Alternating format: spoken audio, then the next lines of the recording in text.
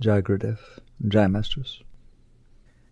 One of the thorniest, stickiest things that people run into on the spiritual path, or really in life itself, is decision-making. People read the books, but they still ask the questions. I have this important decision to make in my life, and I don't know how to make it. How does a spiritual person, a centered person, a clear person, make such decisions? Well, I'm going to start by telling you, you're not going to like my answer. There's not some traditional way to focus on these things and that therapists and psychologists and philosophers are going to talk to you about, because it's always deeper than that. And if you're willing to go deeper, you'll find out that decisions are not that difficult. They're not, any of them. But you have to be willing to undercut the noise of the mind and the disturbances of the heart. So let's start this way. You claim you have a decision to make. You're having trouble making the decision. On what basis are you trying to make the decision? Because, I was in business and we learned metric management. You just look at the numbers and the numbers talk to you, and you do a cost-benefit analysis and the numbers tell you what the right decision is. And generally, other than unknowns, it generally is your best decision you can make. But life doesn't create decisions like that, not your personal decisions. Should I get married? Should I get divorced? Should I change my jobs? Should I move? What should I do? I said something that disturbed somebody who I really like. Should I apologize? Should I leave it alone? Just all this neurotic kind of stuff that we go through. So how about we talk about that stuff? Fair enough? All right. So you start this way. The first thing you're going to do is you're going to go to your mind. You're going to go to your mind, and you're basically going to ask your mind, what should I do? It's really funny because, you're in there and your mind's in there, and I don't know why, if you knew what to do, you would know what to do. I don't know why your mind's going to tell you what to do that you don't already know, because you're in there. But that's what we do. We go to our mind, like a computer, like a guru, something. What should I do? And the mind jumps around. And it comes up whether you do this. My favorite one is the mind says, oh yes, this is what you should do. Do this. And then tomorrow, oh, I don't know. You like that? That's pretty good, eh? Can we talk about that? Why does that happen? I'm going to jump right in, very deep. So when you go to your mind, which you're welcome to do, when you go to your mind about what I'll call a personal decision, it's not metrics management in business. It's a personal decision. Should I, how you know it's a personal decision? Should I do this? What do I want to do? Will this make me happy? How's that one? Will this turn out good for me? So the first thing that a wise person does, but none of us are wise enough, is to say, your mind is going to give you advice, just like a computer, based on the data it has. It can't know anything other than the data. Your mind picks up data all the time. You've read books, you went to movies, you had experiences. It picks up data every moment of your life. You pick up data. I'm a computer guy. You don't mind if I call it data, because that's what it is, all right? It comes in, and you have this data, and at the simplest level, what your mind is going to do is attempt to put together the data and make a decision.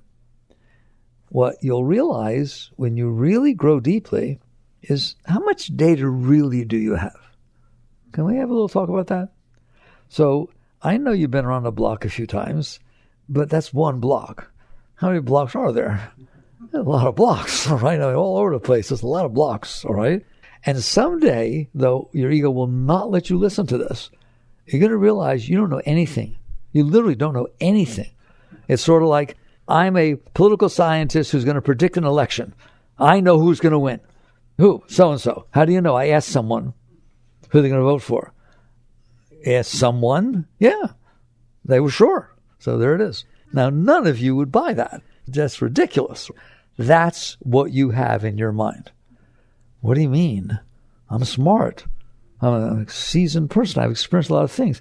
Anytime you have an experience, I agree. If you're really wise and smart and open, you take in what you can learn from that experience.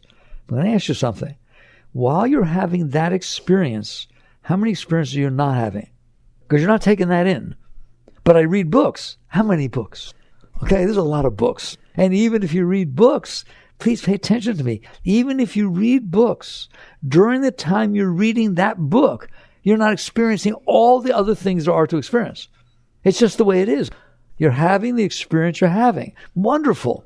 But you're not having the 80 billion trillion experiences that are going on at the exact same time. You're not having those experiences, are you? Therefore, what you have inside your mind is nothing. It's statistically insignificant. And I told you, your ego's not going to like this. It literally rounds to zero, doesn't it? How many experiences are going on when you're having that one experience? Everywhere, all over your town, your city, even your house, you know what your kids are doing. Now I ask you a question. If you had had a different experience, would you be different? You know, if your father hadn't told you this when you were little, but told you something else, or when they was talking, you were really on your phone and not listening, your whole life changes. Because your mind did not take in that information. So it's not that the information the mind took in is wrong. It's that it's nothing. It's nothing. It's statistically nothing compared to all the other experiences you could have had at the same time. And I'm not just talking about on Earth. There's Mars and Jupiter. How many things are going on at the same time? Not only do you not have those experiences, but you weigh your experience at 100%. Your mind will sit there and say, no, I already met redheads. I don't go along with redheads. Because in junior high, you dated somebody. Don't kid yourself. Just watch your mind. That's what it does. It gives a total amount of weight to the data it has. You know what? So does a computer. Tell a computer to run a program, an algorithm, with the data it has. It will come up with an answer. They'll run it again. Same answer. Run it again. Same answer. Impress me. Run it 4,000 times. The same algorithm with the same data. Must be right. Got the same answer every time. Change the algorithm, change the data, totally different answers. So it's the same thing with your mind. And I'm just going to go a little slow. I never go slow. But if you don't get this, you're missing something serious. Because this is the truth. All right? You only know the sum of the learned experiences that you had. And that's nothing. I'm not calling you stupid. I'm just asking you honestly, what percentage is the experience you're having at any given moment versus the experiences you're not having that are just as equal experience? They just mean the same thing. And now you understand why we teach you not to listen to your mind about personal things, because it thinks it knows something. So there's the starting place on making a decision, is you discount what your mind has to say, because it only says that Skinner is that the sum of your learned experiences. But your learned experiences are nothing, and the sum of your learned experiences are meaningless. If what you took in was 0.001% of the data, but you did that each time, you got nothing.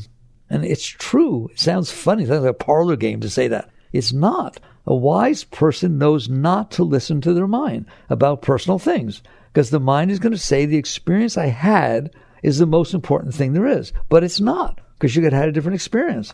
I used to give an analogy, a little story, that you're young, you're with your sister, you're driving with your parents in a car down an expressway, and you're playing and talking in the back seat, and all of a sudden you happen to look out the window at a given moment because your sister stopped talking to you, and you turned around, you looked in the window, and a terrible accident was taking place, and you saw very damaged bodies, and it was traumatic to you. It just really messed up your life. You're afraid to ride in cars, you don't like bodies, you don't like blood, you got traumatized.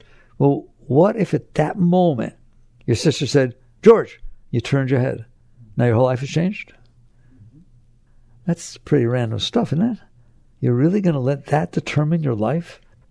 So the first thing a wise person does is understand the limit of their mind. It only knows what it knows. I trained my mind to do something very different. It's not perfect at it. I'm nothing. But I trained it very young. I was in my 20s. I looked up at a star in the sky, and I said, that could be our sun. And I always give you these numbers. 1.3 million Earths fit inside the sun. As a scientific fact, 1.3 million Earths fit inside your sun. And there are 300 billion stars in your galaxy, and there are 2 trillion galaxies. How many experiences are you having? What percentage of truth is it? And you just understand, whoa. And so I'll sit there, look at one star, imagine this tiny little thing circling around it, and then I look at the rest of the sky, and we don't even see anything. The scientists, I think, tell us that with the human eye, you can see a few thousand stars. There's 300 billion in your galaxy. And you start understanding that you don't know anything. And you get humble with that. It's very freeing. You shall know the truth, and the truth shall set you free. And you stop going to your mind, asking it to know things it doesn't know. It doesn't know. And there's something very freeing there, to not demand that your mind knows stuff that it doesn't know. How do you know that your mind doesn't know? Because it keeps changing its mind. If the mind knows, it will say, okay, this is it. There it is. And it will stay there. Good. That's nice. Then there's no decision. It's getting made for you. There it is. It's obvious. But the mind doesn't do that. Okay. So now let's go a little deeper as to why the mind does what it does. One, because it's not willing to admit that it doesn't know. A wise person admits they don't know. Isn't that beautiful? You know, I remember when we learned that in business, well, not business school, but in business, that it was fine to say, I don't know. And the traditional business people, no, you don't say you don't know. You're supposed to know everything. No, that's not true. People respect you if you sit there and admit, well, I don't know, let's work it out. So it's the same thing with your personal decisions. Be willing to admit that you don't know. So that's the first way you make a decision, is you be willing to honestly look at yourself and say, I don't know. And you're going to get very uncomfortable, very uncomfortable. Because if I don't know, then how do I know what to do? Well, we'll talk about it. Because there's a deeper way of knowing than the noise that the mind makes with it jumping around. So the second thing is, why does the mind do what it does? You know why sometimes you go to a store? I don't, of course, because I wear the same clothes. But some of you go to stores and you buy suits and dresses and different nice things. And there's this 16-sided mirror, and you get up on that platform. Why are you doing that? You know if it fits or not, you put it on. Does it fit the cold or hot of the season? That's not what you're looking at. You get up there on that platform, you turn around, and you're trying to see how it feels. Does this feel right? Does it make me feel good about myself? Does it turn me on? Or it's like, no. You're trying to get that kind of a reaction. Well, what is that reaction? Why does one garment or car or anything, why does it make you feel good and the other make you feel bad? Now we're going to go much deeper. You have inside of you the ability to always feel good. Always. Just be filled with love, filled with joy, filled with clarity and beauty, and everything's fine. We'll go back to that in a minute. That is inside of you. There's a place inside of you that's always like that. The problem is, I'm going to go real fast in these teachings, over the course of your life, every one of you, you have had experiences that were difficult to handle. Something happened. It came in and it wasn't nice. What did you do with it? You pushed it away. That's what you do with experience. If something's coming at you, you defend yourself. So somebody said something not nice to you. You had a bad divorce. You got in an accident. Something happened. Lots of things happened, didn't they? And they came in either big or small. They weren't comfortable. And what you tried to do was protect yourself. You in there tried to protect yourself from them by pushing them away. That's typical Freudian suppression and repression. And suppression, repression are psychological terms. I don't want to use those. I'm not a psychologist or a psychiatrist, all right? I use the word resistance. Those are just different degrees of resistance. You resist. I can't believe you said that. How could you say that to me? After all we've been through together? There we go. That's called resistance, isn't it? I don't want to experience this. So you push it away inside. Every single thing that you ever pushed away is still in there. Now that's typical psychology. All the therapists, all the study of psychology, that study, as Freud started it, said, you had trouble with your mother, you had trouble with this, you had trouble with that, and you suppressed it, and that's why you're behaving the way that you do. All right? That is why you feel comfortable wearing one piece of clothing and not another. You have this stuff in there that you stored. You stored everything that ever bothered you inside of you. And so now you put on a suit and it reminds you of your father, and you didn't like your father. Put on a suit that reminds you of your father, you loved your father. That is why it feels good. Because the energy inside of you that's always there is blocked by all this stuff you stored in there. That's why a typical Freudian therapy, Freud sat there and would go through therapy and getting suppressed things out. And sometimes people would have this amazing experience that they released something that was stored down there, and they couldn't sleep for days. They were so filled with energy. That's why. Yoga explains all of that. There is this energy inside of you. Call it whatever you want. Shakti, chi, spirit, energy. I don't care. It's inside, but it's blocked. It's blocked by this stuff you stored in there. So if you manage to go through a major psychological breakthrough and you release some of that, then all kinds of energy can come up. Don't worry, it won't stay. The next one will come up. Next block. So that is actually what's happening when you stand on that platform and turn around and see how this makes you feel. If it hit a blockage, yoga will call them some scars, if it hit a blockage that you stored in there, but it was a positive one, all of a sudden you're going to feel good about it. If it hit a negative one, like if you got a whole thing out looking a little heavy, anything you put on, no, it makes me look heavy. Don't blush. Can we talk honestly? Isn't that what goes on? That's what's happening. It is the same thing that's happening when your mind tries to make a decision. You're actually trying on the thought, well, if I get married, then we can have children, and I've always wanted to have children. And all of a sudden, this nice energy starts feeling inside. It's hitting your some scars. It's hitting the blockages. My mother always wanted to have grandchildren. She'd be so happy. And just every thought you have is either opening you or closing you. And then you try to make your decision based on that. Instead of just making a decision based on you think you know something intellectually, now I'm coming down to the heart. Some people say, follow your heart. Be careful what heart you're following. You can't just say that, follow your heart. Hearts have caused all kinds of problems. But why? If something is blocked, that is blocking the opening of your heart, that's blocking your energy flow, and something in the world or your thought patterns cause it to open, then it will feel right. But that's only because the blockage was there. It doesn't mean it is right. It doesn't mean anything. Just like I showed you can't trust your mind's data because it's nothing. It's just the data that happened to pick up at that moment. It could have picked up anything.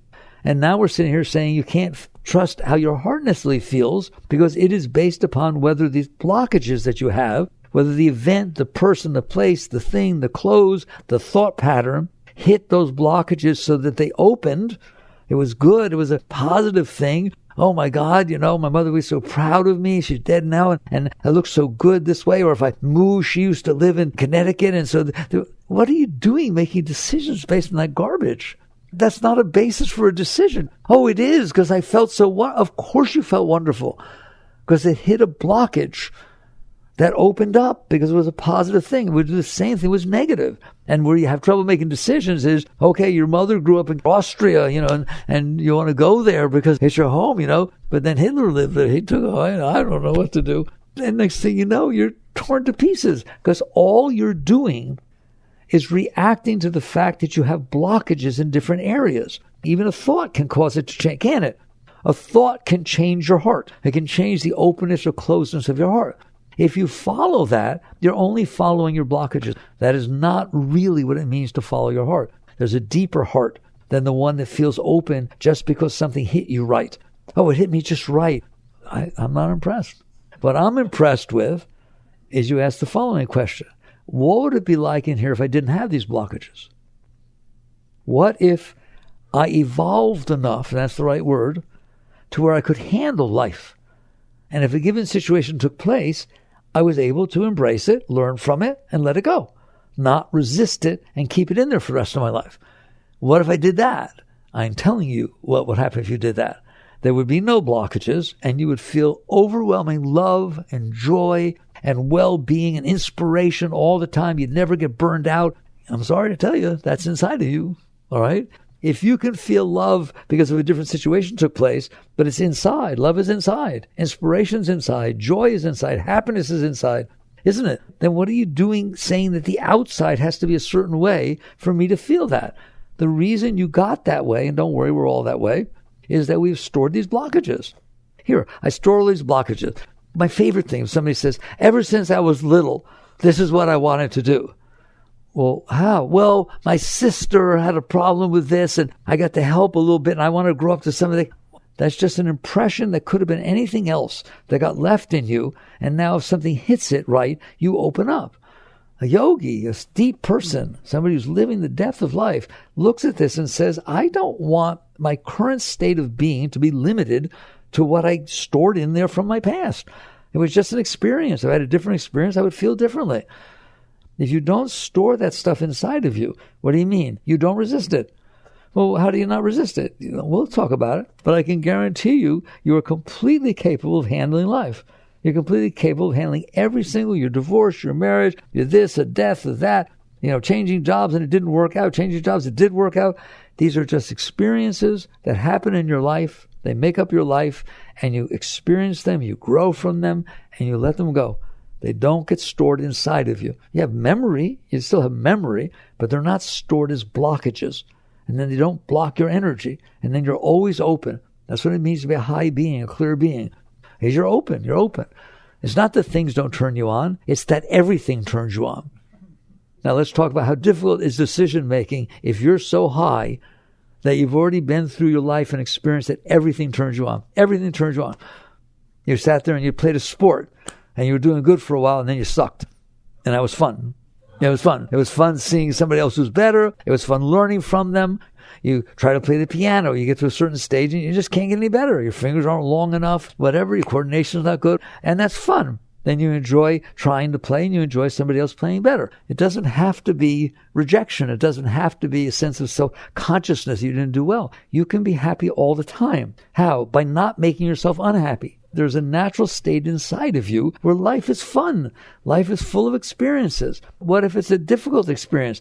Then you enjoy the pain that your heart feels because someone you love left you. What do you mean you enjoy the pain? It's an experience. It's like you can enjoy the experiences you're going. Not that it doesn't have pain. You just understand it's not going to stay. It's a temporary thing. The heart is capable of feeling loss. The heart is capable of feeling joy. Fine. That's just life. I love my life. I love my experiences. When you can look back at your entire life and say, I wouldn't change a single thing. Why? That's how you learn. It's not this intellectual, I had an experience, so I learned something. If you go through a situation in your heart where there's a loss and you learn to handle it, you extrapolate that out to everything. Now you don't have to be afraid. You're not afraid of life. Bring it on. Hit me with your best shot. That's how you should talk to your heart. Hit me with your best shot. Come on, I want to learn. I want to be a pro. Can you master staying open? Can you master enjoying life? Can you master not carrying the garbage from your past stored inside of you so that it's blocking you? And now you have to find things outside that will open you. We're not playing renunciation. It's not that you don't do that. It's that you're wise enough to understand the reason I need things to be a certain way outside, the right job, the right boss, the right finance, the right this, the right that, is because I'm not okay inside. And these things make me feel better. Good. Go for it. Okay? What you're going to find out is the richest people in the world, whoever was listed number one as the richest person in the world on Forbes, got really disturbed when they were number two. It doesn't stop. It doesn't stop. You're in love, you find somebody that's wonderful, and then he or she's talking to somebody else. That's where jealousy comes from. In other words, it doesn't solve your problem. Your problem is you're blocked. Yes, something has helped you open. I love it. That's fine. Don't renounce it. But understand why it needed something outside is because you're blocked inside. If you work on not being blocked inside, we'll discuss that in a minute, because you can do it. If you work on not being blocked inside, I'm telling you, and I'm not the first to tell you, that it's beautiful in there. Always. It's just always beautiful, right? In other words, can you handle the situations that life presents to you? At any given moment, it's just the particular situation that happens to be going on in front of you. There are tons of billions of other things going on. This is just the one that on the planet Earth, this tiny planet spinning in the middle of nowhere, is unfolding in front of you. Can you handle it? The day you can sit there and say, I can and I will. I don't care what it takes. I'm not storing the stuff inside of me. I would rather feel the love, the joy, the inspiration all the time, no matter what's going on outside. Then I can bring that to deal with what's going on. Not I'm not okay and I need things to be a certain way for me to be okay. That's why decision making is so hard, because you're trying to figure out what will it be like? What will it feel like? Will it open me? Will it close me if I make this decision? And you're trying to decide which one will make me most open. A spiritual person doesn't have that problem, because a spiritual person is not trying to use these arbitrary situations outside, no matter what they are, to determine how they're doing inside. They understand that if you don't block yourself, you're always okay inside. And so then basically it's not a big deal. You make this decision, make that one. Just make it be the right decision. Have fun. As opposed to, oh my God, I picked the wrong one. And that's what you're afraid of too, is that you tried it on with your mind and it turns out not to be what you thought it was going to be. Now you feel you made there is no wrong decision. There's only a wrong decision if you're not okay and you're trying to figure out what will make you be okay. There, I've said it. If you're not okay and you're trying to make a decision that will make you be okay, there can be a wrong decision. It didn't do it. It didn't turn out that way. The city wasn't good. The job wasn't good. The boss wasn't good. You got fired right after you got hired. You understand that? But if you are okay and I mean really okay, if you learn to be filled with joy and love, and I call it self-effulgence, your being is vibrating and radiating inside with beauty. Why? Because it's not blocked. That is the natural state of your being, is that flow, that upward flow of well-being. Just like the natural state of your body is health. I've discussed that with you. Doesn't mean people don't get sick, but I guarantee you, if you took all the 7.5 billion people on the earth and took every one of their minutes, 99% of them are healthy. 99% of the minutes people live are healthy. The body knows how to take care of itself. There's 24 trillion cells in there talking to each other, working together to do what? Keep the body healthy. Doesn't mean you can always do it, but that's what it's trying to do. It's the same thing inside yourself. Your natural state of your mind, of your heart, of your energy flow is always up. It's inspiring. You can't wait to get out of bed every single morning. You can't wait to go to work. You can't wait to come home. You're just enthused. What does the Bible say? Lest ye be as little children. That's what it's talking about. These are the teachings, and they are real. You are a great being, but you have blocked yourself by resisting all the stuff you resisted throughout your life, and now it keeps coming back up, and you have to use your mind to make a decision. I'm going to stay on that topic, to make a decision of what you think will happen that will make you feel better. You don't have that problem if you're already feeling good. So that's the answer. They talk about cutting through the horns of a dilemma. That's how you cut through. You're not sitting there deciding what decision to make that you'll be okay. Work on being okay, and you're going to find out life's a lot easier. You don't have to be picking what will make me be okay now that I made myself not okay. That's the bottom line.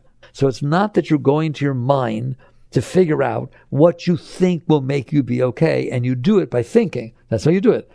You're sitting there trying to figure out what will make you feel okay. Why? Because you're not okay. That's the bottom line. You're not okay. And so you have to figure out what will make you be okay. That's why decisions are difficult. It's the bottom line of all of it. How do I figure out what will compensate for these blockages I have? But you don't think of it that way. You think that the world is actually making you be that way. The world has the energy and it's giving it to you. No. The world is hitting your blockages, and if they open, you're feeling your energy. If they close, you're not feeling your energy. And that is the most important thing you'll ever learn in life. It's all inside of you. You did all of this. And so what's the solution? The solution is very simple. Get rid of your blockages. That's the solution to everything. Let things go. In the Sanctuary of Wisdom, in the cardio-neuro hospital that Chan's built, we worked with the wonderful people there. And Chan's built a Sanctuary of Wisdom. It's really beautiful. You should go visit it. And in it, there's giant pictures of Mother Teresa and Martin Luther King and Gandhi, and beautiful sayings underneath. And Rumi is in there. And the saying under Rumi, I won't get it exactly right, is it says, your task is not to seek love. Your task is to seek and find the obstacles you have put in her place. That is the truth. The only reason you don't feel love all the time, I'm serious, you get to a point where just wave your hand across your heart. Love is going pouring through your being as much as you want. Love is not a difficult thing. It's not like I grew up in economics, right? It's not a scarce resource. Your love is not a scarce resource. You have an infinite amount of it. It's flowing all the time, but you have blocked it. You put obstacles in the way of your love. Why? By suppressing, by the fact that somebody said something to you once in junior high school and you got hurt. That's still in there, and you're afraid to open up. You're afraid to talk. You're afraid to say something wrong.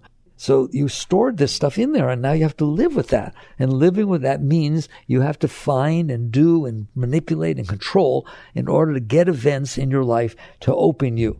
Well, what if you didn't close? That's what yoga, that's what the great teachings teach you, all the great spiritual teachings. What if you didn't close? So instead of doing all these different things to try and create situations outside that will help you open, why don't you not close? All right, now, can I not close? Can we open up? Can we get rid of this stuff? Which, by the way, I'm tying this back to, you will not have trouble with decisions if you understand you're fine no matter what happens. How you like that? It's because you think you're not going to be fine and you make a wrong decision. If you're fine before you start and you're fine when it happens, you're fine no matter what happens, decisions are fun. It's nothing. It's easy. How do you clean this stuff out? One, the most important, well, first of all, get it straight. You can. Don't you dare tell me you don't understand what happened to me. Look, we've all been through our stuff. There ain't anyone sitting in here that hasn't been through stuff, okay? You have to sit there and look at it. Yeah. I had stuff. Can you do that? I don't do retreats, but if I did, you'd be saying that. Yes. Mommy was a drunk. Yes, Daddy hit me. But that was 32 years ago, and I don't know why it's still bothering me, and I don't want it to. How you like that? Not, I'll never forgive him, and of course I'm screwed up. Anybody would be. No. If something is not happening anymore, then it's not happening anymore, then it should not be bothering you. If it's bothering you because you clung to it and decided to define yourself as the person that had this terrible experience. So basically, the first thing you have to do is to make the intent, now you're ready to do it, the intent is, I want to clean out. And there's two sides to cleaning out. The first is, I ain't taking on anymore. You know how hard it is? Somebody says one word to you. You close around them. You can never face them again or see them again. You want to move out of the neighborhood. 1 second. Oh, my God. They put that stuff in there. It's hard to get out, isn't it? You have to start with the intent. I want to be open. Open is fun. So if open feels good, be open. That doesn't mean you can't deal with difficult things, but you deal with them from a place of openness. Not a place of reactiveness. They got me angry. I'm going to do that. No, that's no way to make a decision in business or anything, in relationships or anything. You start with, I can handle this. That's your mantra. I can handle this. I can handle this. Okay. Now that I know I can handle it, let me see what the best way to deal with it is. Not, I can't handle it, so every way I'm dealing with it is attempting to make it easier for me to handle. This is spiritual work. This is spiritual work. I know you meditate, it's good, we do different things. This is what matters.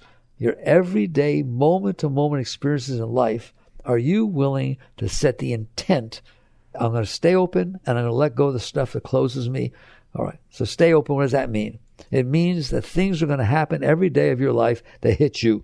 They're going to happen. That's going to happen. Something as stupid as the weather. It's raining, and I was going to play golf, or I want to go somewhere and get you all upset. Now, that's ridiculous. You don't have to do that.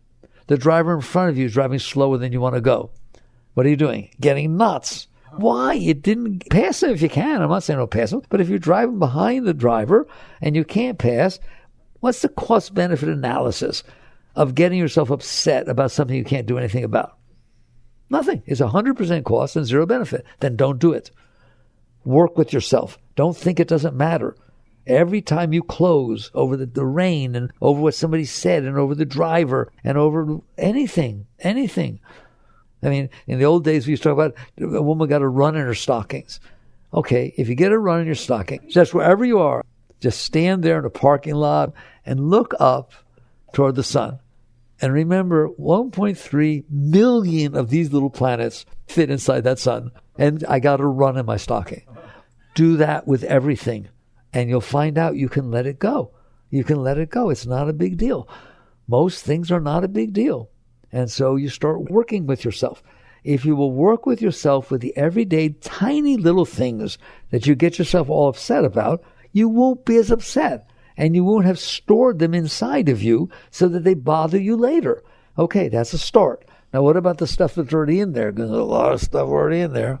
I am telling you, and the funny part about it, I don't need to tell you because you know, it will come up by itself. You do not have to go fishing. You don't need to figure out, oh, what should I be letting go of? It will let you know.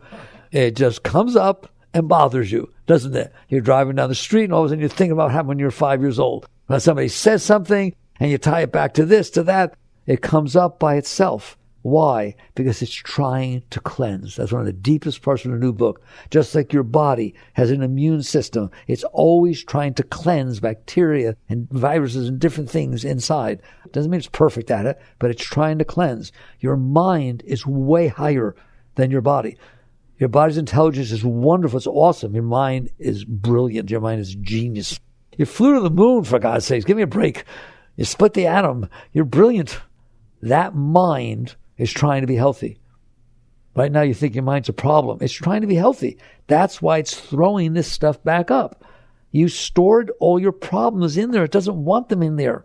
It wants to feel health. It wants to feel sharp. It wants to feel on. It wants to feel inspired and ready to go all the time. And so it has to get rid of that stuff. And that's why it keeps coming back up. Take a shower. Watch what the mind's doing.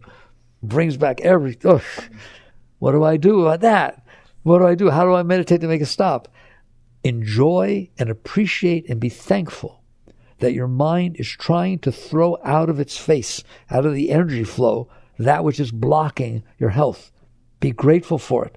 If the mind starts complaining, why did she have to do this? She's talking about something 15 years ago. Pranam to it. Say, oh mind, you are welcome to cleanse. Just throw it up, I'll let it go. I wasn't able to let it go when it happened, but I'm able to let it go now because I've been meditating or doing a mantra or working on myself, whatever it is. I'm stronger now, I can let it go. That's how you deal with the mind. In other words, I don't want you to try and stop your mind. Your mind is like trying to stop your immune system. Well, people do that. There's a certain amount of temperature that when it goes up, it's because the body's killing bacteria. It's a healthy thing that the temperature reacts when you get an infection to a degree. So the mind is I want you to see that this stuff mind is trying to get rid of this garbage that you have stored in there. It's not evil. The mind's not trying to hurt you. The mind's trying to cleanse, but you won't let it. It comes up, you push it right back down. Somebody says something during a conversation, hit your stuff. And have you heard the expression, hit your stuff? I didn't make up those words. Those words you all use. It does indeed hit your stuff. This is the stuff it's hitting. And it hits it.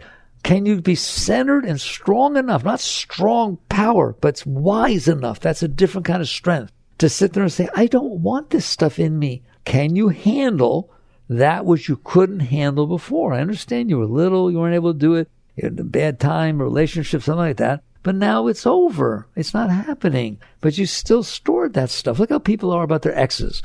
We got divorced 10 years ago. Yeah, do you ever think about it? No, I can't stand them. I burned all the pictures and everything like that. I can't go to that restaurant. Why? We used to go there. You didn't get divorced. You got divorced outside, but it's still causing you trouble inside. Let go. Let go. Be willing to let go. When stuff comes up, be appreciative. Take a breath. Offer it up. You want to offer it to God? That's fine. You want to offer it to the universe? That's what I do, right? It's like the universe is so big and you're having this problem that happened 15 years ago and then you're tiny. How little are you? Oh my God. Dare to look at it that way and then keep challenging yourself to let go. It can all go. It can all go. And you don't have to wait for it to all go. Every time you let go, remember I said Freud worked for people and they had this psychological breakthrough? It doesn't have to be a big thing like that. Just little things. Just keep letting go. Daily things, don't take more on. Do the work. And then inside, when stuff comes up, I dare you. The heart hurts. The mind makes noise. That's the mind cleansing. I want you to see every time it's the mind cleansing. If somebody hurts you heart-wise, somebody leaves you, you love somebody and somebody leaves you, the heart is going to hurt. Why? Because it has to go through the rearrangements of releasing all this stuff that got built in there in the relationship. Then welcome it. It's cleansing. Call it cleansing. Don't call it pain. Call it a release. Women go through childbirth. I hear it's difficult. It hurts. Some even go back for seconds and thirds. Hard to believe. Why? This is the birth of your soul. You're birthing the greatness of your being to be willing to go through these pains, these different changes inside. The main point is you know what happens if you suppress it. We all know that. Then don't do it. How? You practice. I'm not going to go any deeper tonight. The book goes into all this stuff with the new book. You practice. There's all kinds of things you can do. The highest thing you can do is relax. What do you mean? You're driving. Someone's driving 10 miles an hour below the speed limit in front of you. You're in a rush. Relax. I can't relax. I understand your mind's not going to relax. Your body's going to relax. You relax. You in there. The consciousness, the awareness of being. Be a centered being. It does no good to get uptight. Just relax. Relax your shoulders, relax your tummy, but more important, relax your heart. Just relax. You can't get tense when you're relaxed. It's judo. So relax, and you're going to find out this stuff will pass. It'll go through. It'll hurt. It'll be something a little bit. It'll pass through. The next thing you know, you're a more centered being and more clearer. You're more open. You don't have any problems. Then what's going to happen, the stuff that was already down there is going to start to come up. You're going to see what your mind's doing. It's trying to cleanse this stuff. It just comes up. Welcome it. Welcome it. I even use the word worship it. Thank you. You're helping me go to God. You're helping me be a greater being. I can handle this. That's your mantra. I can handle this. You can take a spiritual mantra if you want. But you want a high mantra? You're not into spirituality, religion, this or that, or any yogi stuff, right? I can handle this. I can handle this. I can handle this. Get that going on in a layer of your mind. And then when things take place, that's what I want to hear. I can handle this. And the first thing you do is relax. And it will come up and it will hurt. If it's stored with the pain, it's going to come up with pain. So what? So what? It's worth it. And over time, not much time, doesn't take that much, you can start to feel higher. You start to feel more open. Start to feel more love, more joy for your job, for your life, for your spouse, for your whatever. The only reason you don't feel love is you're closed. Love is a natural state of your being. Inspiration.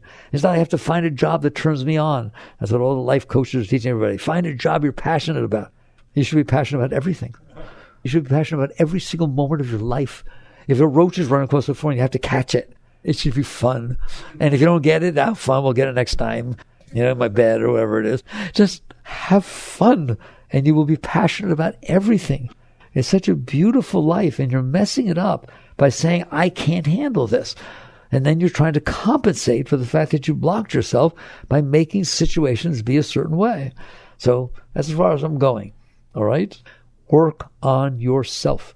You're spending all this time working on everybody else and working on every situation. I'm telling you, doing that, personal things. In business, you should do your business. But personal things, it's all about I'm closed and I need things to open me. And that's why your relationships are impossible. Because of course something new opens you. Of course something that turns you on. It's not going to stay that way. It's because it's new. It's because it's exciting. And then it's not exciting. Then it's, trying to pay the mortgage together. And you got all kinds of problems. You can't do it that way. You do it by cleansing yourself until you're absolutely open about everything. And then you'll see that life has a flow to it. It does. It's hard for me to stop, but I'm going to. Life has a flow. My mind thinks like this. I'm sorry. Right? What do you know about the DNA molecule? That's no serious stuff, isn't it? Come on, man. How long did it take us to decode the genome? That's not making the genome. That's decoding the genome. What made the genome? What made the DNA molecule that has the full capability? Any one of your DNA molecules has the ability to make every single type of cell within your body. It's not that a liver cell can make a liver cell. A liver cell's DNA can make any cell within the body. It's just those genes aren't turned on. Oh my God. What made that? What made it? Well, I don't know. These atoms were built inside the stars through fusion, and then they exploded, and then they put themselves together through the exact charge of electromagnetism, and by the time it was all said and done, there was this DNA molecule. Uh-oh. You mean life knows what it's doing? You don't have to blame it on God. To me, God, science, same thing. You know what they are? Not you. You didn't do that. The human mind did not build a DNA molecule. It got built naturally out of the natural forces of creation. Oh my God. And no scientist would argue with that. Just don't put the word God on top of the natural forces of creation. The scientist says, oh, of course that's what happened. That happened by itself? Well, guess what? It's all happening. It's all unfolding. And you can work with it instead of fight with it. If you don't have to make it be the way you need it to be so that you will open, you will find out it's amazing. There's this planet spinning in the middle of nowheres, and there's trees and everything made itself. And the next thing you know, you're blown away about everything. Now you're not going to have any problem with decisions, not any problem with your life, not any problem with anything. All right. There's your task. Should you choose to accept it? Jai Gurudev.